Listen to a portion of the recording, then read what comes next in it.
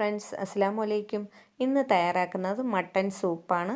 വളരെ ടേസ്റ്റി ആയിട്ടും ഈസി ആയിട്ട് നമുക്ക് മട്ടൻ സൂപ്പ് എങ്ങനെ തയ്യാറാക്കാമെന്ന് നോക്കാം.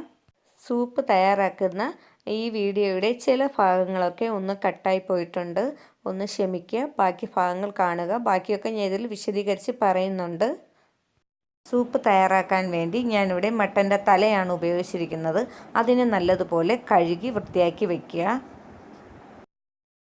കുക്കറിലാണ് ഞാനിവിടെ വെക്കുന്നത്. ആ കുക്കറിലോട്ട് ചേർത്ത് കൊടുക്കാം. അടുത്തതായി ചേർത്ത് കൊടുക്കാനുള്ളത് വെളുത്തുള്ളിയാണ്. കുറച്ചധികം വെളുത്തുള്ളി തൊലി കളഞ്ഞ് മുഴുവനെ തന്നെ ഇതിലോട്ട് ചേർത്ത് കൊടുക്കാം. പിന്നെ ചേർത്ത് കൊടുക്കാനുള്ള ചെറിയ ഉള്ളിയാണ്. ചെറിയ ഉള്ളി തൊലി കളഞ്ഞ് നമ്മൾ കട്ട് ചെയ്യേണ്ട ആവശ്യമൊന്നുമില്ല. ഈ സൂപ്പിൻ്റെ ഇറച്ചി വേകുന്നതനുസരിച്ച് തന്നെ ഈ ഉള്ളിയും ഒക്കെ നല്ലതുപോലെ വെന്ത് കിട്ടുന്നതാണ്. അതും മുഴുവനും നമുക്കിതിലോട്ട് ചേർത്ത് കൊടുക്കാം.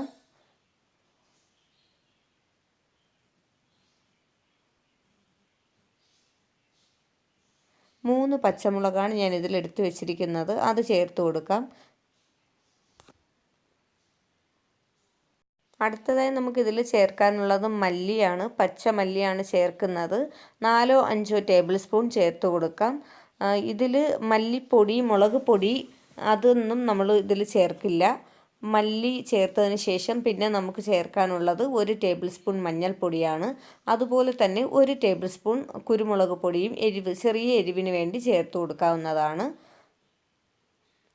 ഇത് ഇത്രയും ചേർത്തതിന് ശേഷം 5 ഗ്ലാസ് വെള്ളം ഒഴിച്ച് നമുക്ക് അടുപ്പിൽ വെച്ച് നല്ലതുപോലെ തിളയ്ക്കുന്ന രീതിയിൽ വെച്ചതിന് ശേഷം മാത്രമേ, തിള വന്നതിന് ശേഷം മാത്രമേ നമുക്കിത് അടച്ച് നല്ല തിളച്ച് 2 വിസിൽ വരെ നമ്മൾ ഫ്ലെയിം കൂട്ടി വയ്ക്കുക.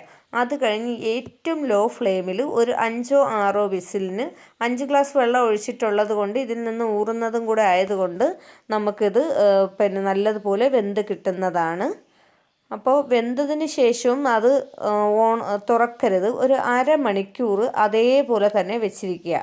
ആവശ്യത്തിന് ഉപ്പും കൂടി നമുക്കിതിലോട്ട് ചേർത്ത് കൊടുക്കാം. മല്ലിയില ആവശ്യമുണ്ടെങ്കിൽ നിങ്ങൾക്ക് കുറച്ചിട്ട് കൊടുക്കാവുന്നതാണ്. അതുപോലെ തന്നെയാണ് ഗരം മസാല, അതിൻ്റെ മണം ഇഷ്ടമുണ്ടെങ്കിൽ ഒരു പിഞ്ച് ചേർത്ത് കൊടുക്കാവുന്നതാണ്. ഇത് അടുപ്പിൽ വെച്ച് വേവിച്ചതിന് ശേഷമുള്ള വീഡിയോയാണ് ഇനിയുള്ളത്. അരമണിക്കൂറും ആയിട്ടുണ്ട്. ഇതിൽ കൊഴുപ്പൊക്കെ ഉള്ളത് കൊണ്ട് അതൊക്കെ ഒന്ന് കട്ട പിടിച്ച് കിടക്കുകയാണ്. ഉള്ളിയും ഇറച്ചിയൊക്കെ നല്ലതുപോലെ വെന്തിട്ടുണ്ട്. ഇനി നമുക്കിതിനെ ഒന്ന് അരിച്ചെടുക്കാം. അരിക്കാതെ നിങ്ങൾ ഒരു കാരണവശാലും ഉപയോഗിക്കരുത്. അരിച്ചതിന് ശേഷം നമുക്കിതിലെ ഇറച്ചി പീസുകളൊക്കെ എടുത്ത് കഴിക്കാവുന്നതാണ്. അത് സെപ്പറേറ്റ് പ്ലേറ്റിൽ വെച്ച് വേണമെങ്കിലും കഴിക്കാവുന്നതാണ്. ഇതിൽ ചേർത്ത് വേണമെങ്കിലും കഴിക്കാം. അതായത് ഇതിൻ്റെ ഇത് നല്ലതുപോലെ വെന്തിട്ടുണ്ട്. അതിൻ്റെ എല്ലുപൊടിയൊക്കെ ഇതിൽ വീഴുന്നത് കൊണ്ടാണ് അരിച്ചുപയോഗിക്കണമെന്ന് പറയുന്നത്.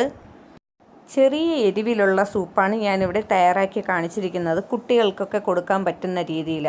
നമുക്ക് മുതിർന്നവർക്ക് എരിവ് ആവശ്യമുണ്ടെങ്കിൽ കുരുമുളക് മുഴുവനെ ചേർത്ത് കൊടുക്കാം. അതിൽ കൂടെ തന്നെ പച്ചമുളകിൻ്റെ എണ്ണവും കൂട്ടാവുന്നതാണ്. സൂപ്പ് തയ്യാറാക്കിയത് എല്ലാവർക്കും ഇഷ്ടമായെങ്കിൽ ലൈക്ക് ചെയ്യാനും ഷെയർ ചെയ്യാനും കമൻറ്റ് ചെയ്യാനും മറക്കരുത്.